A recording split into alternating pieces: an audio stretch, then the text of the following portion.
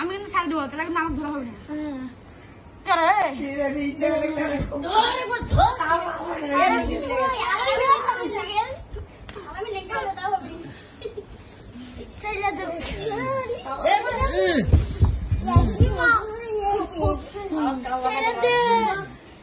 যখন মারামারি উত্তপ্ত মুহূর্ত, যখন অঙ্গি পর্যন্ত খুলে যায়, যখন মারামারি হচ্ছে।